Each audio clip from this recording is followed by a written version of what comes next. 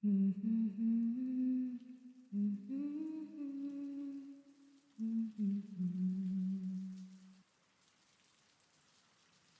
evening. Welcome to my channel called Silver Slumbers. We have a special guest in tonight's video. Many of you already know him as Back to Ashes. He's also a sleep narrator, just like me, and we're also good friends outside of work.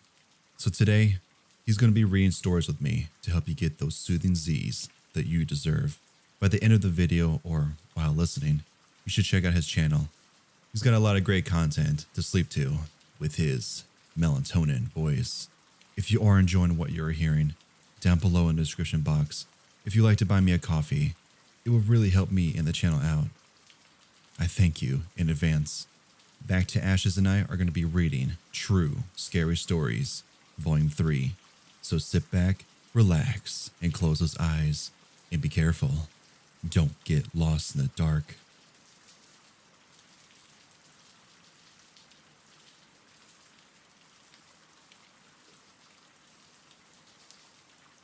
This story is 100% true, and honestly, the scariest thing that's ever happened to me. At the age of 15, I moved to Southwest Houston. I moved around for many years, primarily due to being in foster care and not really having a strong support system or family. Houston itself is somewhat nice, but naturally, I had to be placed in a home in probably one of the most ghetto parts of the city. I was honestly one of the only Caucasian people in the area, which made it somewhat difficult to make friends due to cultural differences and so on. I met a guy named David who had a girlfriend at the time. We soon became very close friends, and he became very flirtatious and somewhat protective over me. I also noticed he was deeply involved with drugs and had some major anger issues. I didn't realize how truly mentally unstable he was until after hanging around him and his girlfriend for a few months. One day, we skipped school and went to the nearest skate park. Naturally, as young burns out, we just lounged around, smoked weed and spray paint, and kept busting our butts on the ramps at the park. After about 30 minutes, we were approached by several guys wearing fully black clothing. I recognized a couple of them from my biology class. Next thing I knew, they began to attack David. He was thrown to the ground, being kicked and punched repeatedly. I did my absolute best to try and pry them off David, but that only ended up in me receiving several blows to the stomach and several areas to my body until I could barely get up. That day, we both ended up in the emergency room. David told me not to breathe a word to anyone about what happened, which only created more problems for me. But I listened to him because for some odd reason, I trusted him.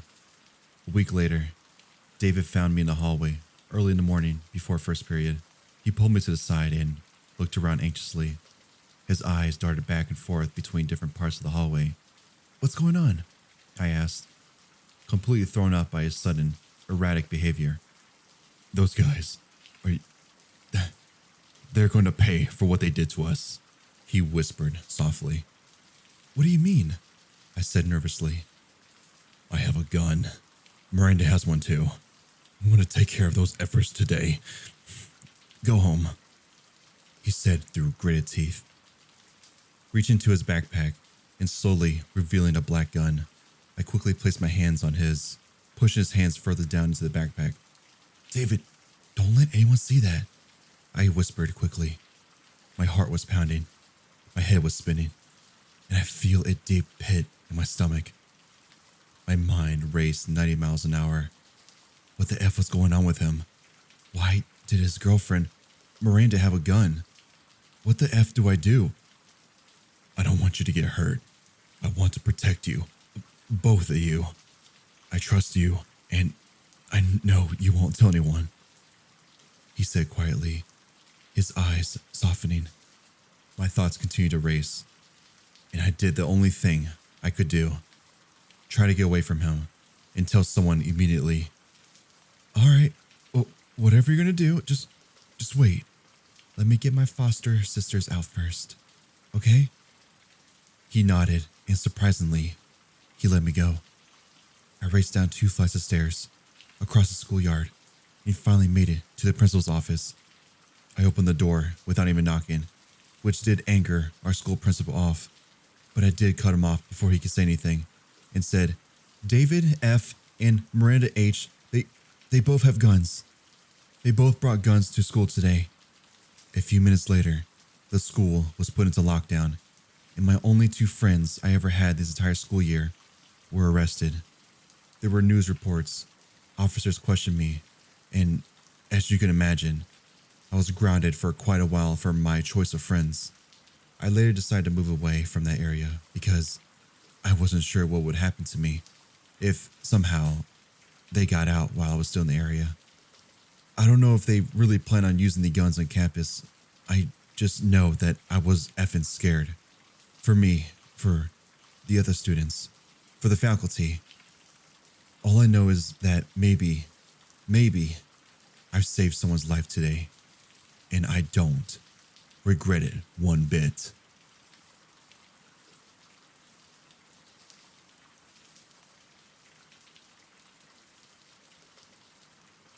As a kid growing up in Norfolk, we found ourselves looking for things to do on the warmer summer afternoons.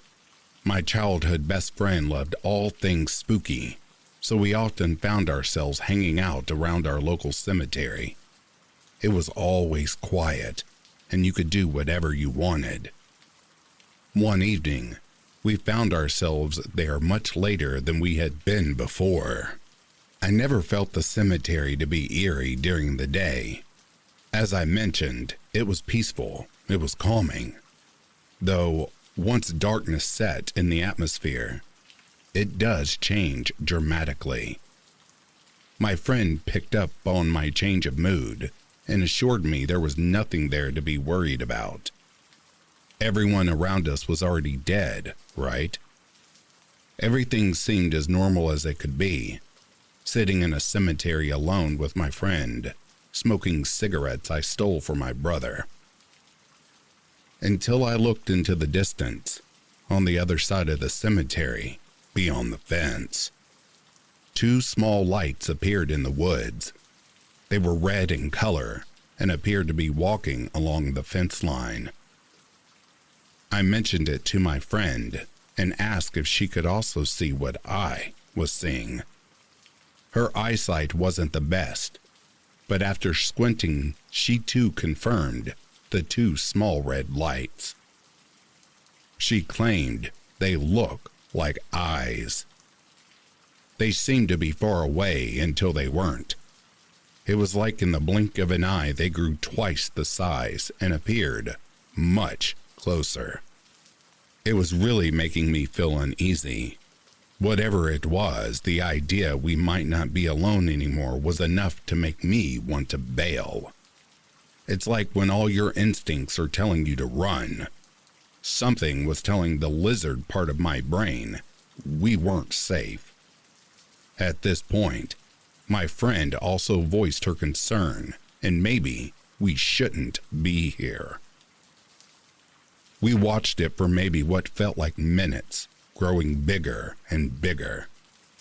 Right when we stood up, deciding we had had enough, we heard this absolutely horrific scream. It was that loud, it made my ears ring.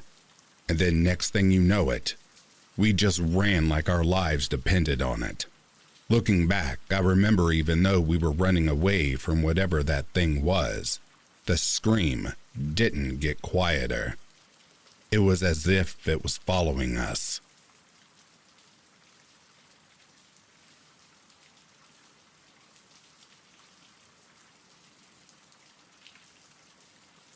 This story happened during 2020 quarantine.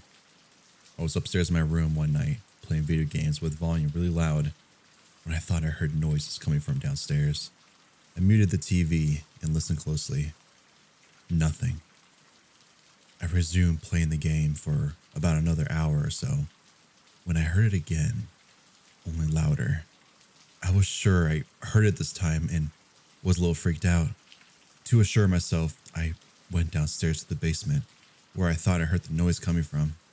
As soon as I opened the basement door, I was hit with a cold breeze. I went downstairs and saw the window wide open. I was 100% sure that I had closed and locked everything in the house. I was ready to make a run for it when I saw something, and it made me stop. I turned around, and for the first time, I noticed the closet door was slightly cracked open. I stood for what felt like 30 minutes in front of that door, debating whether if I should open it. I moved closer and put my hand on the doorknob. All of a sudden, I heard a creepy crackling from the inside of the closet. I have never run faster up the flight of stairs before. I locked the door and called the cops, who had an unusual fast response time. They came in and searched the house, and not even 5 minutes into the search, I heard a gunshot downstairs. A few minutes later, they came out with a deranged man, probably homeless. They put him in the back of the car and told me they had opened the door, and the man was holding the gun. The man shot at them, but missed. He luckily missed, and the cops were able to disarm him quickly and arrest him. The scariest part was how close I was from opening that door and likely being murdered.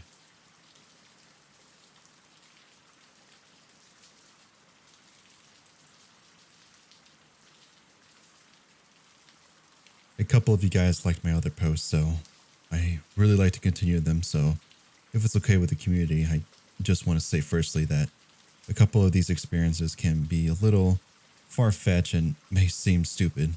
I just want to be clear that I absolutely do not care about karma or being popular in any way. I honestly just like being able to share some stuff and getting feedback from other like-minded people like me.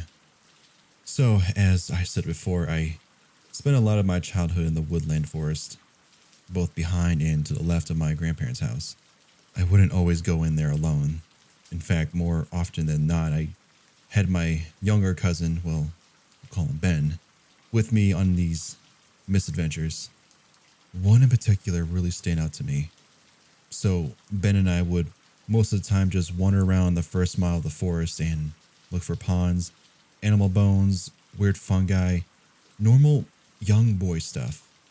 Well, one year into school, I got a backpack with a little built-in compass on top.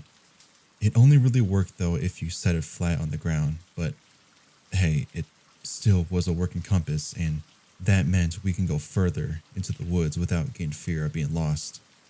So, one day, Ben and I met in the middle of the leafy and started our journey. We got about 3 or 4 miles in, and we happened upon a clearing, which isn't necessarily uncommon, but this one was. First thing we noticed is that it was a nearly perfect rectangle, save one corner that was kind of dented in from the trees and about the size of a half a football field. The next thing we noticed was the grass. It was completely different there, like that thick, super dark green grass you see on rich people lawns, not the thin, scraggly stuff that grew everywhere else, or even the kind some people purposely grow to attract deer to hunt. I asked my cousin if he knew anyone that lived out here this far, thinking it might have been someone's hunting ground or backyard or, I don't know, something. He wasn't sure, so we walked the entire perimeter to try and find a trail or back road. There was nothing like that, just the same thorns and bushes, like from where we stumbled from. It was like the whole field just dropped there. Now, if you've been in the woods long enough, you know that a patch of grass is both longer and brighter than the rest usually is. It's a result of a lot of crap or dead carcasses. Well, in the near center of the field, it was indeed a patch of grass, both longer and brighter. We investigated and found that it was the latter. At least what was left of it. A long spine with no ribs or skull sat in the middle of the patch. My guess is that it was a cow or horse, seeing how both are close to the farmlands. The odd thing about it is that the spine was completely straight. No curve, no slouch, just flat and straight. We decided we were more creeped out than curious at this point. Wanted to head home. I knew which direction we came from, but I was excited to use the compass, so I set it on the ground. 3 things struck me almost simultaneously. First, the The spine was pointing the exact direction we came from. Secondly, I couldn't hear a single bird or squirrel or a bug. The third was my compass had a crack down the middle. I don't know if you've seen the backpack I'm talking about, but the glass part of the compass is super thick. It would have taken a hammer and determination to crack it, much more than just a simple walk through the woods. Being the big, brave cousin I was, I decided not to mention it to Ben, seeing how he was already a bedwetter. I slung on my backpack with confidence and headed towards home. The next few years, we decided on several occasions to make the journey back there.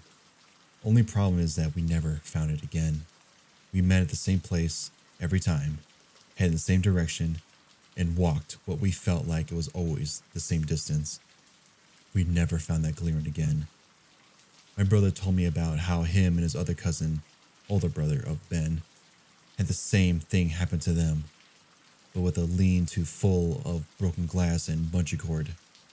I've read up some stories of how people were out west finding towns in the desert and not be able to find them again, even though they took the exact same roads. I can only assume we experienced the same phenomenon. Not necessarily scary, but fascinating nonetheless. I'd love to hear any more of y'all's experience about the same thing happening to you.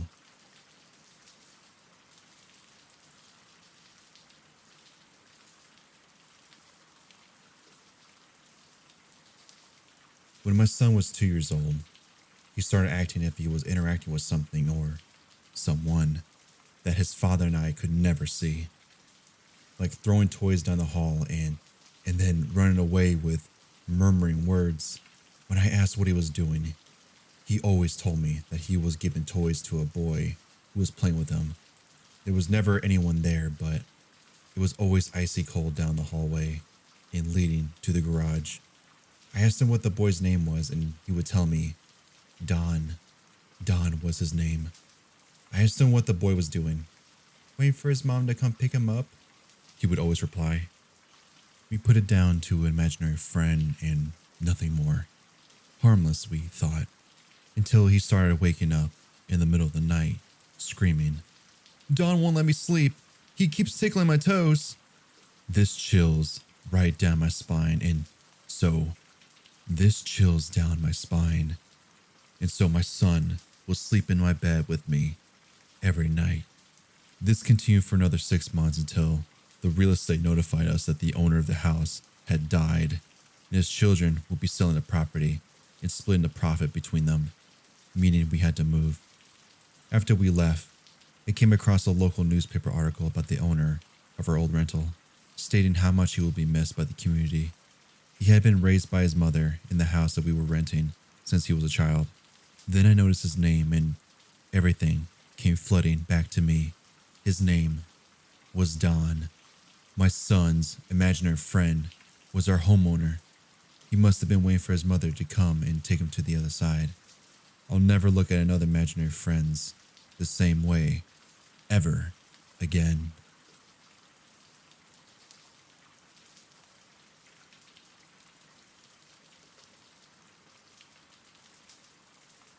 I was recently working near a river in the British Columbia wilderness when about 20 meters from me and my coworker, we heard loud footsteps crashing through the trees. My coworker yelled out. Nothing.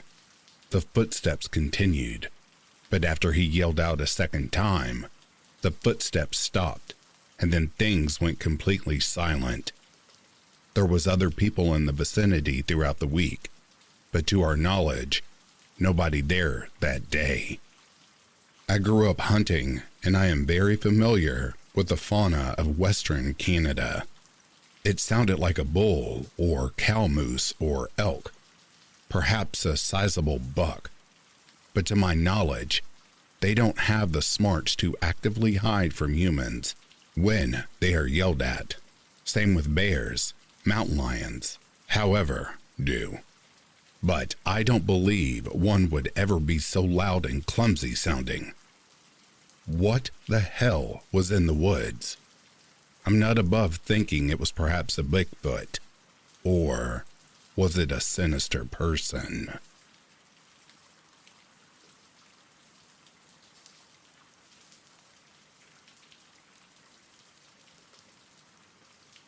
I think I posted a story somewhere in the comments somewhere, but nonetheless, I'm going to share it again. So, I've always been open about paranormal things. I recall several things as a child, but the older I get, the less I see as adulthood, and responsibilities have overtaken my ability to see things that I once did. I had a son in January of 2011. By 2013, when he was almost 2 years old, we moved out of my mother's house into our own apartment. It was kind of a rush ordeal, as my mother and I butt heads a lot, and as soon as I had the money, I went to the first available opening.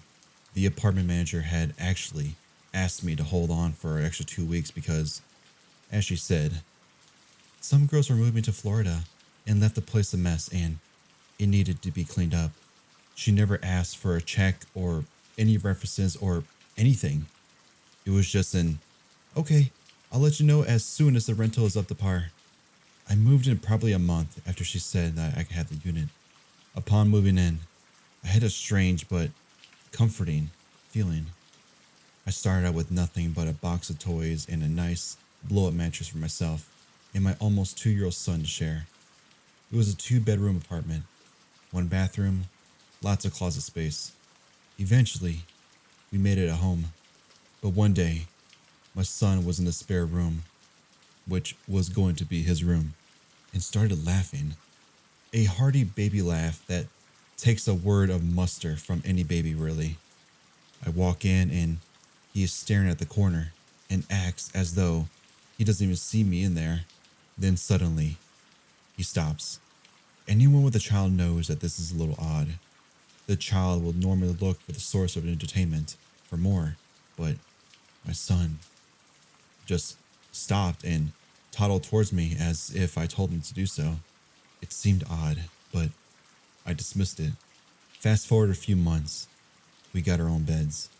Although I had let him sleep in mine, and I awake one night to him, belly laughing once again. Full-on giggles in the darkness.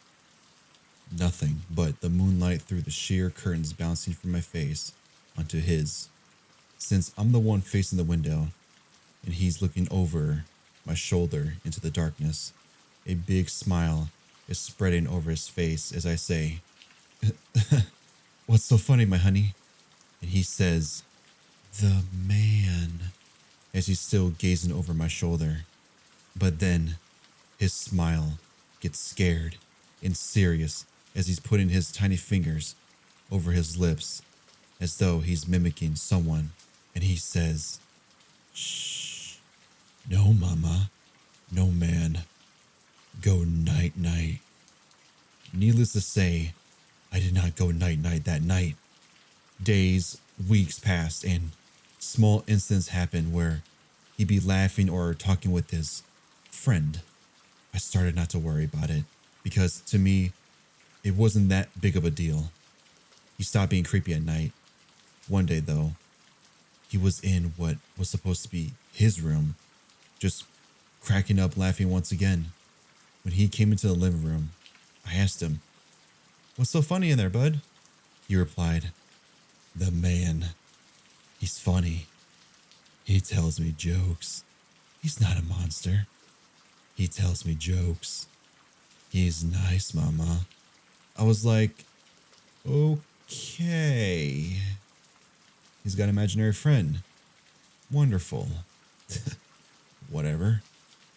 This goes another week or two until one day he is in his room having a full conversation. I don't recall what. I just remember hearing him chatting in there as he was actually having an actual conversation with someone and him repeating a word, and I knew he did not know. Too big for an almost 2-year-old's vocabulary. He comes into the living room and I ask again, "Who are you talking in there?" He says, "The man, mama." I knew I shouldn't ask, but I did. And I said, "What does the man look like?" And he replies, "Bumpy. He's bumpy, mama. Looks like a monster, but he's not a monster, mom. He's nice. He tells me jokes. He's nice. I'm sitting there like, okay, cool. This is totally imaginary friend. All is fine, and that was that. A few days later, I wake up suddenly to a fight in the hallway. My next door neighbor had come home drunk and was banging her apartment door like a complete psycho. I had grown up rather comfortable in a town where literally locking your door was optional, so for once, I went to the door to lock it so this woman wouldn't accidentally open my door, and it was already locked. The door handle, the deadbolt, the chain lock. I had never locked the deadbolt, let alone the chain. I was confused, but wrote it off as me being a tired mom. The next morning, bright and early, my son wakes me up. Mama, the man saves us. He locks the door from the bad lady, Mama. Again, I wrote it off as he heard the commotion from the night before and credited his imaginary friend for my actions. Later that night, I had just gotten a car loaded with groceries. I took the first bags in and up the stairs and got a movie in for my son to occupy him while I got the rest inside. I go out on maybe the third or fourth trip, and a neighbor catches me. She's my age.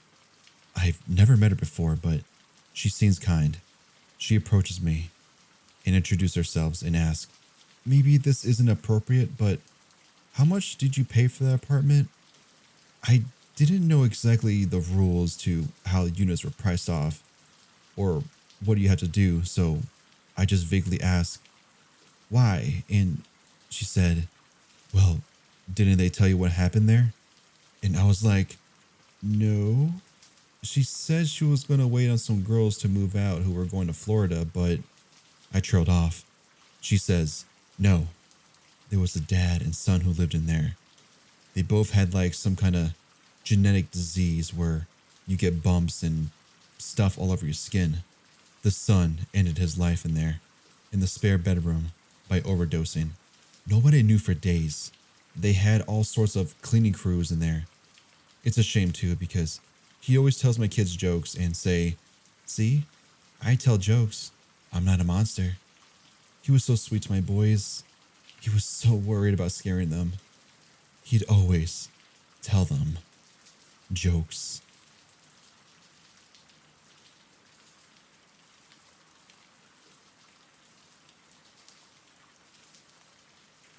When I was a child, I had a friend named Lucy. She was a neighborhood girl who would come over to my grandmother's house, which was where I lived at the time. There was a park by my house that had a deep creek next to it. I couldn't swim, so we always have an adult with us whenever we were near the creek. Lucy was always a toxic friend, but I didn't know. She would always threaten to stop being my friend or stop talking to me if I didn't do what she wanted. She would also always say that she deserved my toys and my family and friends more than I did. I didn't mind this as I had a hard time making friends and Lucy was the only one I had. One night, Lucy came over and she said she was bored and wanted to go to the park. I told her my family was in the backyard and we had to have an adult go with us over there. But she said she would leave and never come back if I didn't go to the park with her. I snuck out and followed her. We went to the park. We walked right past the playground equipment to the creek, and I asked her what she was doing. She said she wanted to swim, and I told her that I couldn't. She called me a string of hurtful names, including weak, stupid, and an awful friend. This really hurt my 5-year-old self, so I started crying. This made her even angrier, and she told me something I'll never forget. You are an awful child. Your family deserves me, and not you. I was so confused and sad that I just ran home. I never saw her again, and I just thought that she was so angry, so she never spoke to me again. Now, about a year ago, I'm an adult now. My family was talking about my many imaginary friends. My mom said my friend named Lucy. This one really creeped her out because she was supposed to have a daughter before me who wanted to name Lucy. My mother had a miscarriage, and Lucy was never born.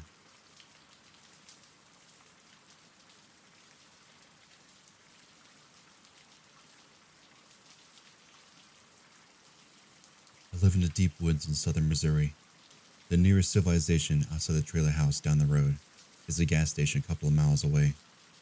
I've lived here since I was 6 months old and spent my days in the woods. I don't remember the time where I don't know the winding paths and clearing like the back of my hand. There were always stories of something in the woods. A local tribesman told an old tale of a spirit that wandered the woods at night. I was deeply invested in the stories of ghosts and monsters and all that sort of stuff, so the tribesman tale was pretty run-of-the-mill. I didn't think much of it until a few years ago. One night in around 2010, I was walking the usual trail. I got a feeling of something wasn't right. It felt like someone was walking right behind me, like 3 feet behind me. It was the sound of a snapping branch that brought my body and mind back together. But it wasn't a small twig or a small limb. It was a large oak branch that was wide as me. It hit the ground with a hard thud. After that, the woods became completely silent. No owls or coyotes howling, not even the night breeze. The only sound was my own stunning breath. Out of the darkness, 2 glowing eyes looked directly at me from the shadows. They were several yards down the trail, yet still seemed several feet off the ground. A low, thundering growl came from the same direction. It was like a growl of a tiger mixed with a bear. I wanted to run back home, but my legs wouldn't budge. My breathing picked up and became more and more gasping for air. The growling stopped as the creature started to turn around and go deeper into the woods, showing me its form into the moonlight. It didn't seem like something out of this world. I can only describe it as a black mountain lion with the head of the size of a grizzly bear. It looked like it hasn't eaten anything in months. It was nothing more than skin and bones. Only when I was alone again in the woods would my legs let me sprint back home and lock myself in my room with a survival knife. Occasionally, on the quietest nights of the year, I can hear it outside my window, and the same eyes of the night appeared out in the darkness. I never go outside without my knife anymore, even during the day. I've had several friends that come over for the day, go home that night, and tell me how they feel like they were being watched from outside.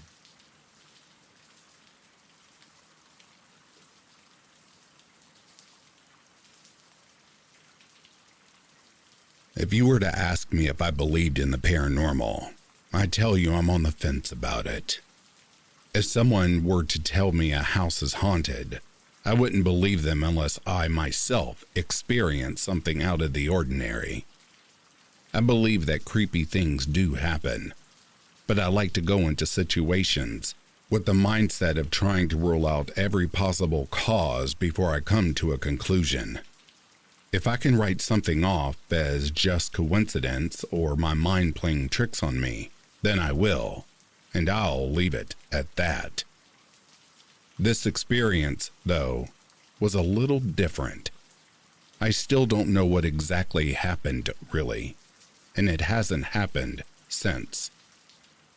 I was on a Discord call with some of my friends. It was late at night, maybe 10 or 11, and I decided I'd start going about my nightly routine and get settled in for the night while on the call. I muted myself and went to brush my teeth, got my pillows all set up on my bed, and went to close my blinds on my window. That was when I noticed a man standing under the street lamp. I couldn't see his face despite nothing really obscuring it, and he was wearing a suit. He wasn't too particularly tall, and I don't know what really stood out about him, other than just him being there. I don't know why it gave me such an off feeling. I unmute myself and sit back at my desk, letting my friends know about this, and joking around about how maybe his Uber is late, or maybe his wife kicked him out. We also gave him the very creative nickname, Soup Man. After a few moments, I go back to the window to see if he has moved. He indeed had moved. He was now standing in front of the cross-the-street neighbor's backyard gate, which was visible from where I was due to it being located near the garage door. The longer I looked at him, I began to notice a couple of odd things. First of all, he wasn't facing the gate, and he was standing completely still. Second of all, I'd noticed that he hadn't triggered the neighbor's floodlights, which came on automatically when someone or something moved nearby. You had to cross over the driveway to get to the gate, which would still set the lights off. At this point, I'm a little freaked out, but still really intrigued, and so I decided to grab my phone and try to take a picture. However, when I turned to look back at where this person was, even though I'd only looked away for a few moments to grab my phone and pull up my camera, he was completely gone. I just decided, to hell with this, and closed my blinds. I stayed on that VC most of the night since I was a little freaked out still and didn't want to try going to sleep anytime soon after such an odd encounter. Although this was pretty creepy in and of itself, the weirdest part came after this. For a few months after this, I would hear someone whistling while walking down the street at the exact same time each and every day. It stopped recently, and I haven't heard it since, nor have I seen Soup Man, but I'm hoping that's the end of it. I'm hoping by telling this story, I don't make him show up again. That would be freaky. I'll post an update if something else freaky does happen again, though.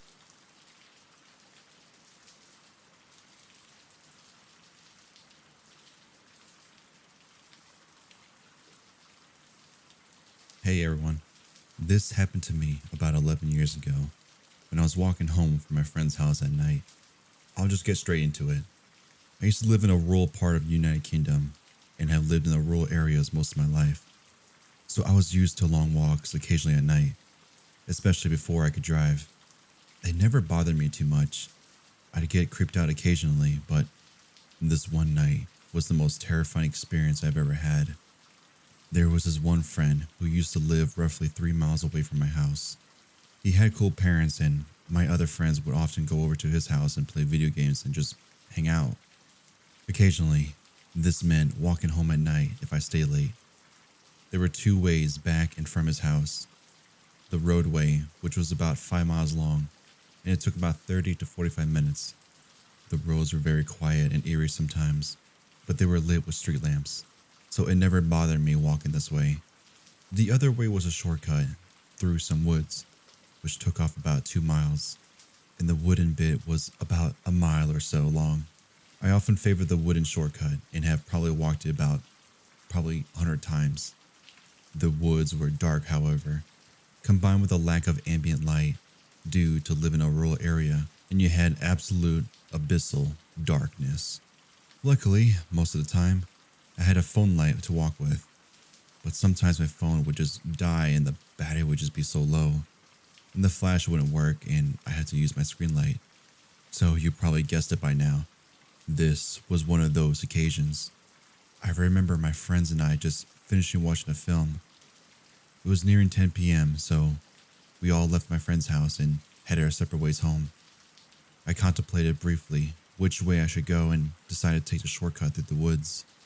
I started walking away from his house and towards the path that headed into the woods. The street lights dimmed as I entered the fields before the woods. I glanced at my phone and saw my battery was really low, only enough power left for a couple of minutes of flash, and then I would have to use my screen for light. It wouldn't last the whole way either. I saw the tree line approaching. I switched on the flash and followed the well-trodden path into the dark. To my dismay, my light died within seconds of entering, and I flipped my phone over and tried to shine my way using the screen. As I walked, I looked out for all the familiar landmarks that I used to see to ensure that I was heading to the right direction. Funky tree stump, check. Half-fallen tree, check. Enormous puddle that I had jumped over, check. All was going well. I was about halfway into the woods when my phone completely died.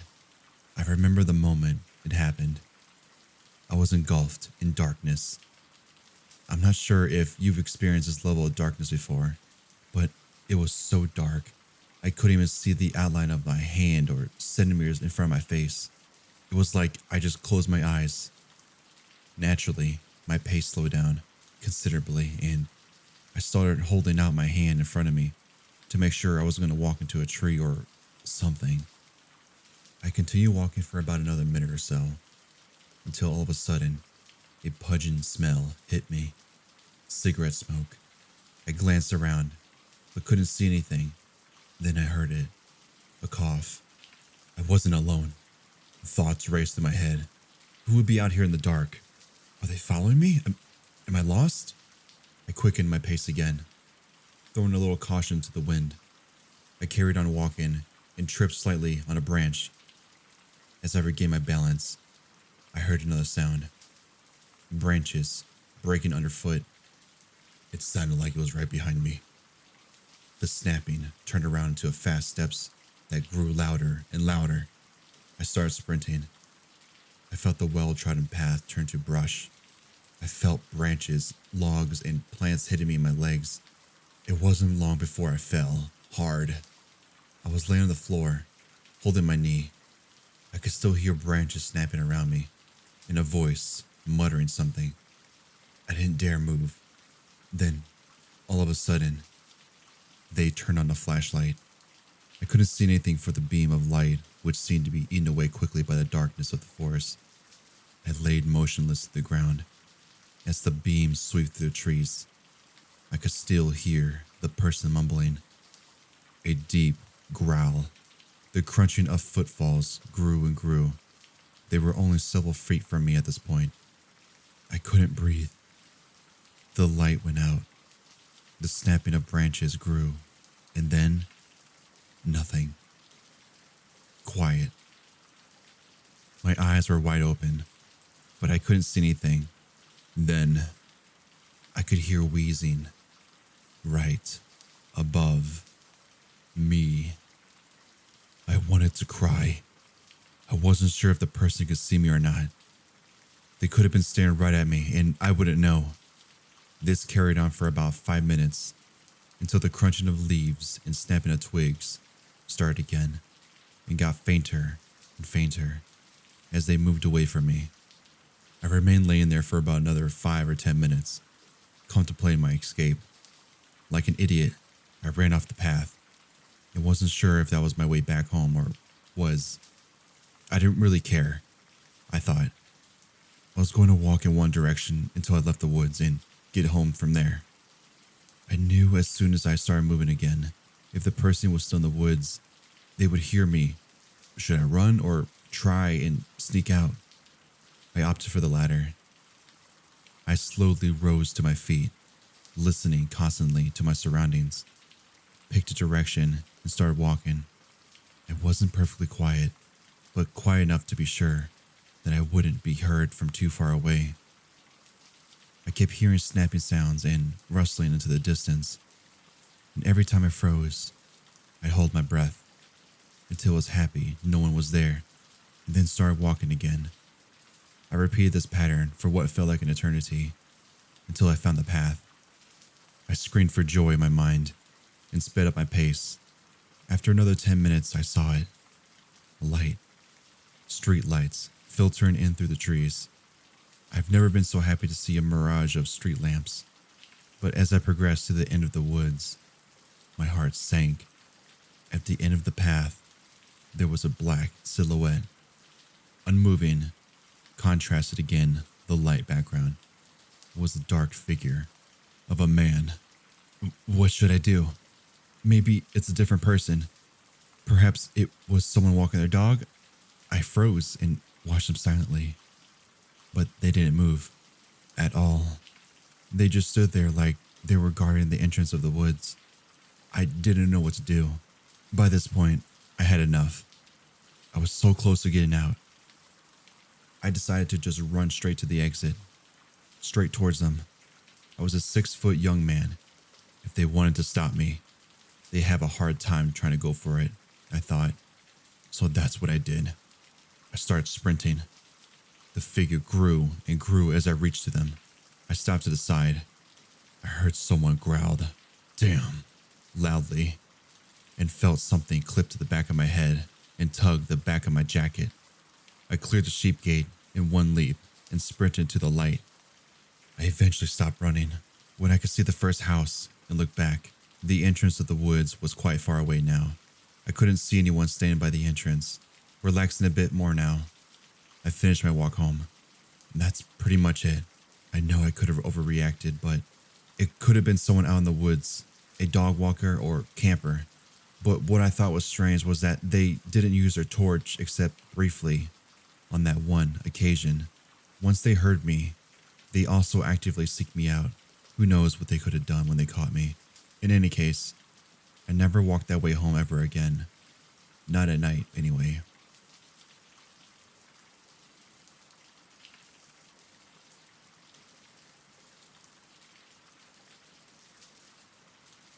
If you made it this far, I want to thank you for tuning in. Thank you back to Ashes for joining me. I hope you all enjoy these stories as much as I did. If you are asleep, well, maybe you can hear me in your dream world, and I'll let you listen to the rain. Enjoy the slumber world.